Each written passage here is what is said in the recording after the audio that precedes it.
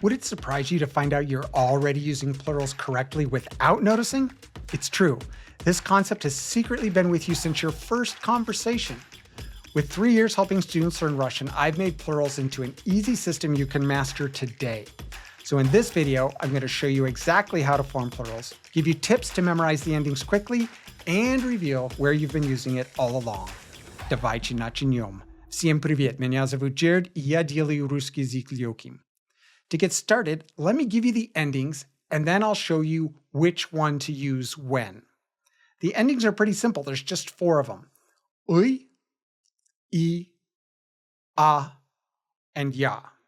Now let me show you when to use each one of them. No не волнуйся, это очень легко. As with most endings in Russian, the ending is determined by the gender of the word. But rather than have masculine, feminine, and neuter, in the plurals, we only really have to worry about 2 categories because the masculine and feminine are grouped into one, and the neuter is separate. So just those 2 categories. For masculine and feminine words that end in a consonant or an a, the ending will be uy. For everything else, masculine and feminine, the ending is going to be e. Pretty easy to remember, right? Consonant and a goes to uy. Everything else goes to e.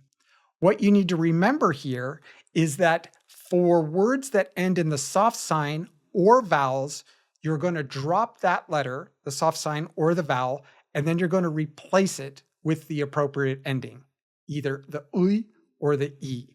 Okay, so let me give you a few here so you can see what I'm talking about. It'll make a little bit more sense. And then I'm going to tell you one thing you kind of need to watch out for.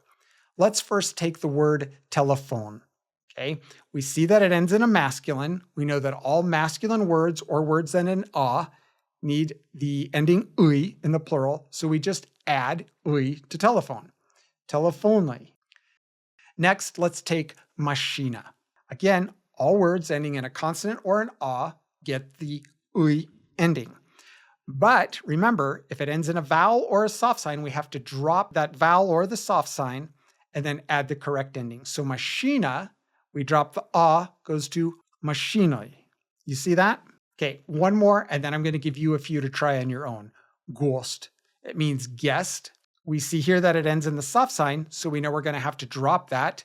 And we know that anything that doesn't end in a consonant or an a gets the e ending, so gosti. Okay, I'm going to give you a few to try on your own, and then I'm going to give you that one little exception that you kind of need to be aware of there. The first word is journal, which means magazine. How would you make that plural if you wanted to say magazines? That's correct. Journali. Journal ends in a consonant. Anything that ends in a consonant or an a gets the uy ending. So journali. Okay, here's the next one. Nedelya. That means week, as in how many weeks are in a month. So if we wanted to say weeks, how would you take nedelya and make that plural? That's correct. Nedeli. Again, unless it ends in a consonant or an a, the ending is going to be e. We drop the ya because it ends in a vowel. We know we have to drop those. So nedelya goes to nedeli. Okay, last one for you here, and then we're going to talk about that exception. Noch, which means night. How would you say nights? And this is night like it's going to be nighttime soon, not a knight in shining armor sort of thing. So how would you say nights? That's correct, nochi. Again, we know that if it doesn't end in a consonant or an a, we need the e ending. We know that it ends in a soft sign and we have to drop that. So noch goes to nochi. Okay, here's the one thing that you kind of have to be careful of. Take the word kniga, book. If you were following the methodology that I just outlined here, you would think the ending would be knigoi. But that isn't correct. If you know your Russian spelling rules, you know that uy can never follow g. So it has to be e, knigi. Now, if you don't know the 4 Russian spelling rules, that's okay. I'm going to give you this one right here. It's really the only one that pertains to plurals. Uy can never follow these letters. G, k, ch, zh, ch, sh, and sh. Okay?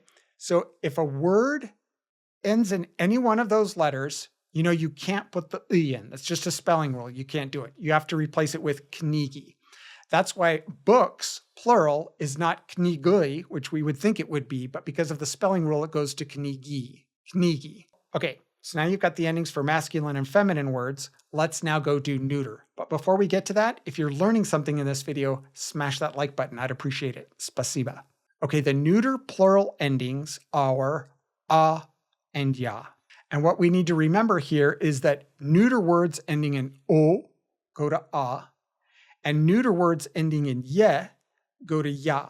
And this is the little tip that I want to give you as to how to memorize these. It's a little bit of a jingle. Ora a, yere ya. See how that kind of works there? So, ora a, yere ya. O a, ye ya. Hope that makes a little bit of sense to you there. And just like with the masculine and feminine, those vowels at the end of the word get dropped and replaced by the a or ya ending. Okay, so let's do a few here and you'll see what I'm talking about. Akno means window. So if we wanted to say windows, we drop the o, we add the a because it ends in an o, and we know o goes to a. So akno goes to akna. Morje, sea, as in, oh, I'm at the sea sunbathing. It ends in a ye, and we know ye goes to ya. So we drop the ye and we go to morja. Okay, I'm going to give you 2 of the neuters to practice on your own, and then I'm going to give you 6 words mixed up between masculine, feminine, and neuter. And I want to see if you can put the endings all on your own. And then I will tell you, where have you already been using the plural correctly? The first word is litso, which means face, as in this is my face. Litso. How would you say faces in Russian? That's correct. O to a. Remember our little jingle there? We drop the o, litsa. Okay, the next word is zdanya, which means building, as in I work in that building. So if we wanted to say buildings, look at all the buildings, how would that be in Russian? That's correct. Ye goes to ya, we drop the ye, so zdanya. Ну хорошо, давайте проверим, сколько ты помнишь. And then I'm going to tell you where you've already been using plurals since day 1 in Russian. I think you're going to be pretty surprised. It's going to be kind of one of those aha moments.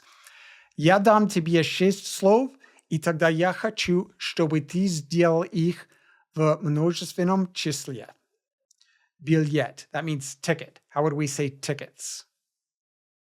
That's right. Ends in a consonant. We put the uy ending on it. Biljeti.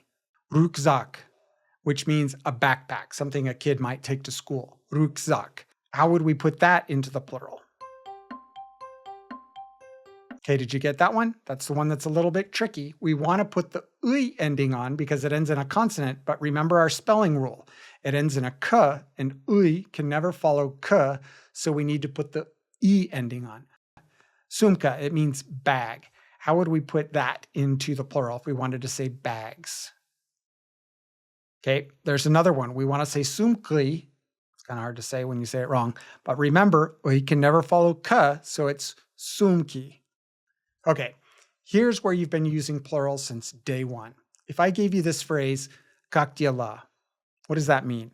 You probably all learned it your very first day conversations. It means, how are you doing? Well, dela means a doing or a thing or happenings in your life. So when we say как, we know that means how. Dela means a doing or a thing.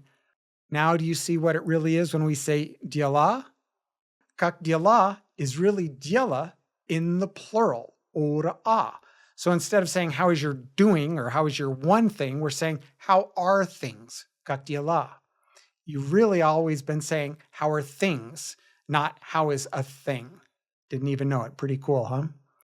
Okay, you've noticed from the get-go here, the first step is to determine, is it masculine, feminine, or neuter? As with most everything in Russian, the gender of nouns is extremely important. If you haven't mastered that yet, you need to go watch this video right here. It's going to explain it to you. Master it, you're going to be one step closer to Russian fluency. Спасибо и увидимся.